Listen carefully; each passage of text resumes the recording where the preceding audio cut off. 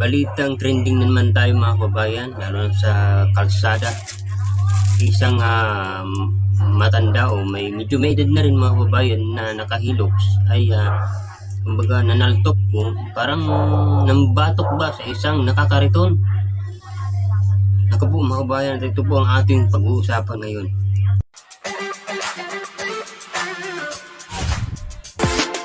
Sa Luzon, Visayas at Mindanao, magandang araw po. Welcome muli kayo sa aking channel.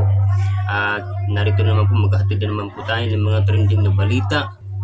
Ngayon guys, ito nga po mga babayan, ang balita ito na talagang nag-trending ngayon sa mga social media, lalo na sa mga pahayagan, na isang nakahilux na may edad na hindi sinanto. Medyo may edad na rin, hindi sinanto niya yung medyo bata pang nakakarito. Nakasama pa po yung anak, siguro mga 3 years old o 2 taon na babae na bata, na talagang umiyak ito sa harapan mismo, na parang na-trauma. Ito, mapapanood natin yung balitang ito. Pero bago natin panoorin guys, ay kung bago pa lang po kayo sa aking channel, pwede bang paki-like ang video, paki-subscribe, paki-pindot na rin po ang notification bell para update tayo sa mga bago kong i-upload na video. At ito na guys, ito na nga po yung balitang ito. At hindi muna ako magbabalita mga kabayan tungkol sa mga politika. Dito muna tayo sa mga trending na balita na nangyayari sa kalsada mga kabayan. Alam niyo mga kabayan, lahat ng mga mahihirap dito ay nakakaranas, di ba? Lalo na kapag lalo na itong nakakariton. Kasi nga dahil nga napakababa ang tingin niya dito sa nakakariton.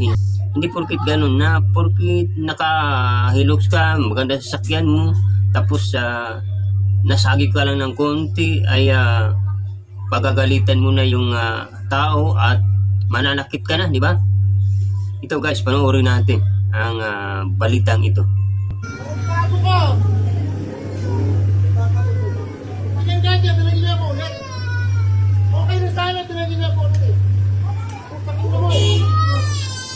Kuya, wag ka manakit, kuya. Kuya, wag ka manakit. Wag na, baka may ano yan, baka yan may...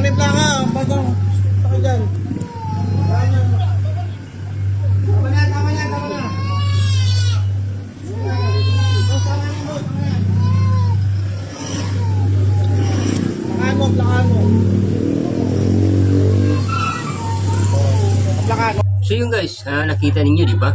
Talagang yung bata at nakuhaan din ng plate number itong ngayon. Ito yung inulan po ito ng batikos, na hindi porkit mahirap ay ganun na lang ang kanilang gagawin. Kasi mga bayan, ito yung nangyayari ngayon sa panahon, kapag may kaya, talagang maliit talaga ang tingin nila sa mga ganung tao.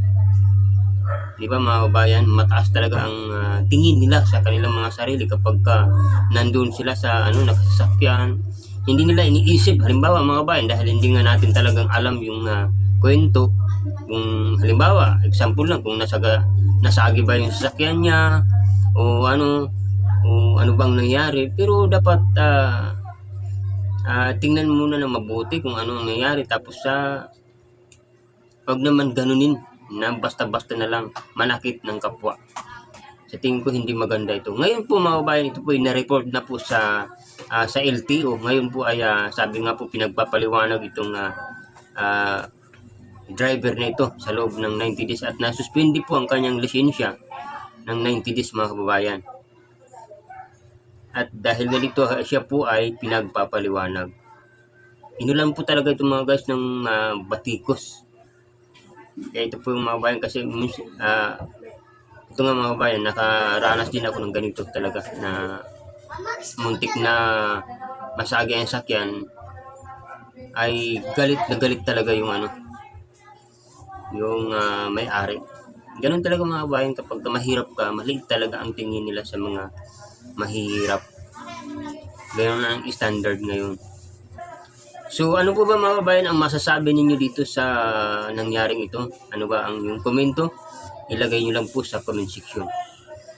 At maraming salamat po mga kabayan sa inyong panonood, sa inyong oras. At magkita-kita po muli tayo sa sunod ng mga video. Maraming salamat po muli. Po'y magpapaalam na. Mag-ingat po tayong lahat.